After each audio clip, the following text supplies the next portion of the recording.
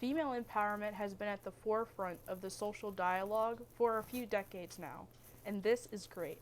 Throughout history and many cultures, women have been treated as less than their binary counterpart, and in some parts of the world, this oppression is still quite severe. In our own Western culture, we're still ironing out a lot of the issues, and the progress we have made should be celebrated. But it kind of leads one to wonder, how does it look on the flip side? In the midst of growing celebration of female diversity in body type and personality, what does it look like for men?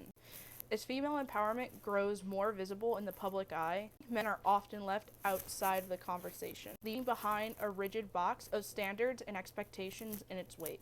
How do we fix it? And better yet, is it even a problem? I want to make a disclaimer because we're talking about an abstract topic. For the sake of brevity, I will be having to make generalizations. I want to make this disclaimer up front that I know there are exceptions and complexities to sweeping generalizations. I do my best to account for these without wasting either of our times. So without further ado, let's dive into masculinity.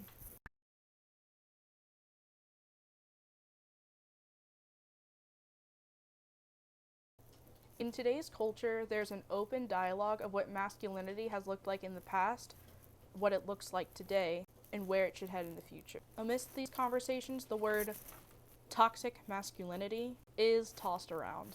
I think we've all heard the word so much that we're all kind of desensitized to it and sort of just cringe or roll our eyes at it. Some people argue that it doesn't even exist. So when people bring up toxic masculinity, what are they even talking about? Toxic masculinity is commonly characterized with the following qualities.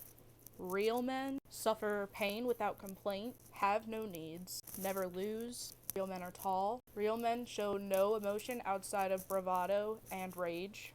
They don't depend on anyone. They're muscular. Real men don't do anything that can be construed as weakness.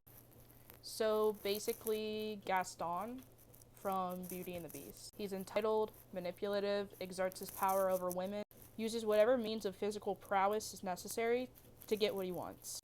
I can already hear the angry devil's advocate typing. Barry, masculinity isn't always toxic. Being strong, independent, and confident aren't always bad things. That's why I'm specifying from the get-go what toxic masculinity. I mean, come on. We probably know more non-toxic men than we do toxic ones.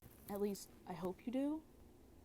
I mean, I do. So what does masculinity look like in its less condensed, icky, gross version? A more clinical definition for traditional masculinity: the particular pattern of social behaviors or practices that is associated with ideals about how men should behave and their position within gender relations.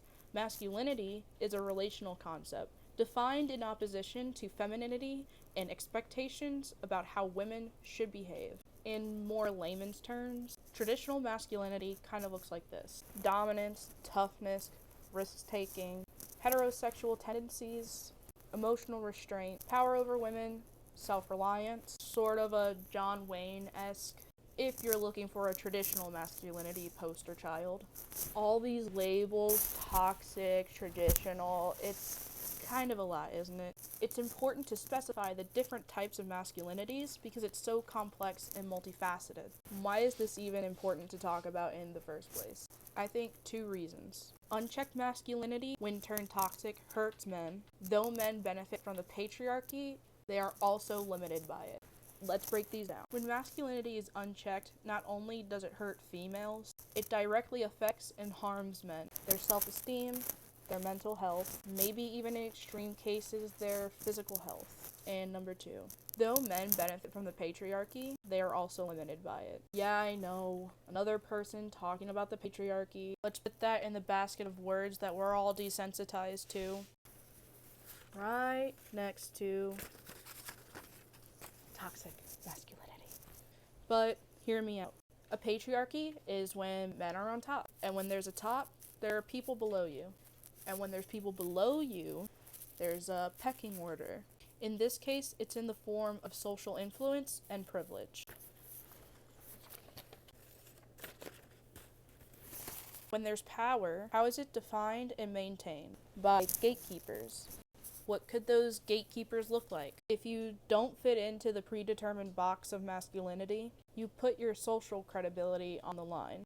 Some examples of these deviations may be when men express vulnerability, are kind and empathetic, act modestly, or proclaim to be feminist allies. And consequences for these behaviors? Well, at best you risk invisibility. At worst you risk verbal backlash, shame from fathers, brothers, when deviating outside the cultural norm, or in worst case scenarios, violence. If these reasons don't sway you, devil's advocate, then I'm not sure what else will. Hearing that your fellow male peers may be mistreated, or even yourself, the rest of what I have to say may feel pointless. But I don't know. You're gonna miss me talking about The Last Airbender, so maybe stick around. Before we can talk about that, let's talk to some real-life male boy guys. One of the things I talked to my male friends about when discussing this video topic was their thoughts on the current state of masculinity. Words I heard over and over again were males need to be confident, strong, show no emotion, provide for those they care about financially, physically, and emotionally. So things we've already stated in this video. One friend mentions when he hears the all men type of generalizations, he feels gross, upset, and marginalized. What I found most interesting was when I asked them what form of masculinity were they personally striving for. Here's some of their responses. Balancing feminine qualities, being healthy, being caring and emotionally attuned, helping meet the emotional and physical needs of those you care about. I would argue that these are qualities that belong to the antonym of toxic masculinity, even sometimes leaning towards traditional, and that's okay too. What we wouldn't want to see is that traditional masculinity start to become unhealthy by putting other men, women, and trans people in general, down, harming those with their masculine strength, feeling unable to express oneself when they want to. Expressive masculinity sounds almost oxymoronic in the sense of traditional masculinity. Well, really, like I mentioned before, masculinity is complex. The way masculinity looks can change over time and throughout different settings. Some masculinities may hold more social and cultural merit than others. Some of these forms of masculinities are marginalized. What exactly would a visualization of this idea even look like?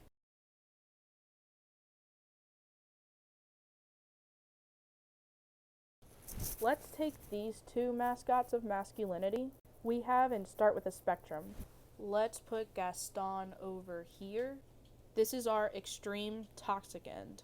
John Wayne being the moderate centrist, traditional masculinity. So what's on the opposite end of Gaston? Well, I haven't met a single person who finds fault with this guy. He's soft-spoken, clever, strong, wise, and kind of a badass when protecting the people he cares about. So let's move him right there.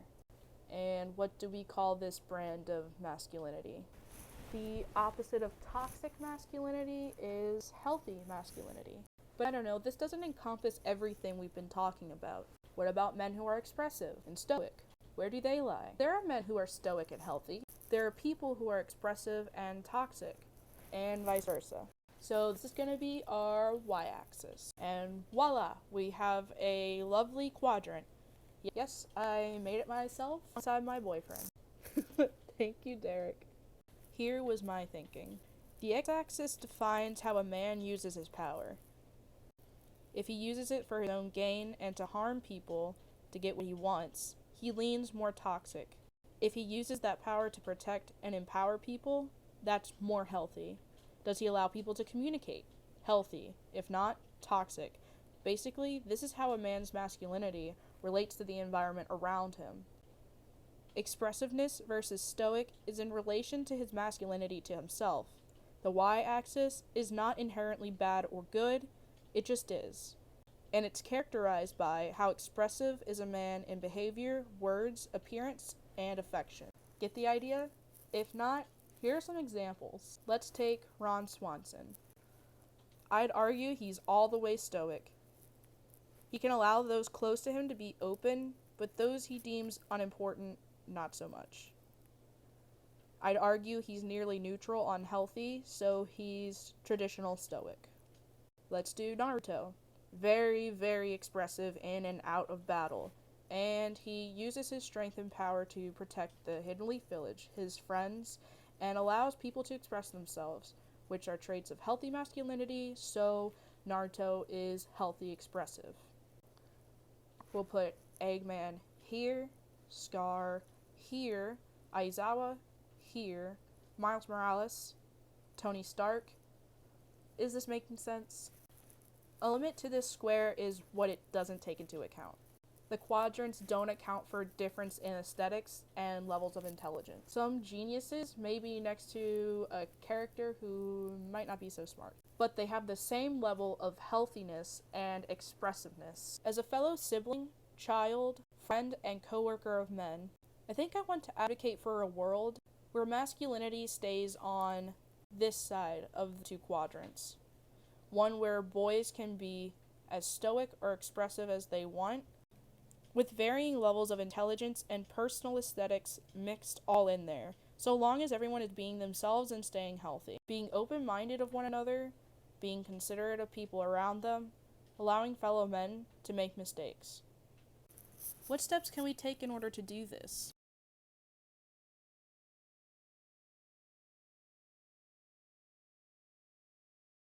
I think that we can all think of the obvious one. Do gender awareness training, raise boys to know it's okay to cry, to express themselves outside of the way of traditional gender norms. They don't have to look a certain way to be considered a man. But what exactly does that look like? Step number 1, celebrate the diversity of male body types. I originally wanted to make this video because of the trend I saw among my male peers. No matter how skinny, overweight, tall, short, they all seem to aspire for the same body type: tall, muscular, with healthy hair. As someone outside of the cisgender box, I want to be part of celebrating male bodies outside of this cookie-cutter model. It's okay to want muscles. It's okay to be healthy and to look good. But where is the celebration of overweight men, effeminate men, short guys, guys that are balding or losing hair? There's beauty in all body types, even for men. Number 2, encouraging men who engage in positive behavior. People who allow those around them to express themselves, communicate, be vulnerable, shine a light on the value of diversity. These are qualities that are positive, and this goes for men as well. Men telling each other and allowing each other to be themselves around one another. Number 3, abolish gender policing. This goes for people all throughout the gender spectrum, but I'm going to focus on the cisgender binary. Ladies, we are slowly seeing the rise of female empowerment growing more commonplace, and this is amazing. Feminism binds us together, and really, feminism is advocating for the equality of all genders. As we find our footing in this culture that we've found ourselves in, maybe we can extend our focus outside of the struggle of women sometimes. Feminism can start extending toward the marginalization of other groups, just as it's called for since the beginning of feminism. Encourage men whose behaviors are healthy, whether that's being soft-spoken, kind, or confident. If we step away from our part in the gatekeeping process, it leaves it up to the men. Men, who play an important role, if not the most important role, in bringing about gender equality. Throughout history and cultures, men have exercised socially predestinated positions of power, whether it's as private as having the last say in familial decisions, to as wide as reaching the legislative control of policies and laws on a governmental level. You have each other to hold to healthy masculinity. When a friend or peer is being put down for expressing their masculinity outside of the typical masculinity box, stand up for him, encourage him. Accountability starts amongst yourselves. Teach one another, grow from one another. Be yourself and allow others to do the same around you. And I guess essentially this video is a long-winded way of me saying people of all genders shouldn't feel oppressed or limited by the gender boxes that we're pushed into. If someone's natural disposition towards masculinity is to be outgoing, confident, stoic, or brave, by all means, there's of course nothing wrong with that, if that is where a man feels most comfortable and himself. The problem lies in when men don't fit into this box. When they're soft, quiet, expressive, it harms all people when they're not included in the scale of masculinity. We should be okay with letting expressions of masculinity being flexible, multifaceted, and diverse. At the end of the day, no matter what race, age, gender, class, or level of ability, we all want to be happy and healthy. We can create an environment where people can better achieve this universal goal. We as men, women, trans, and non-binary people can broaden our definition and understanding of masculinity one gendered experience at a time.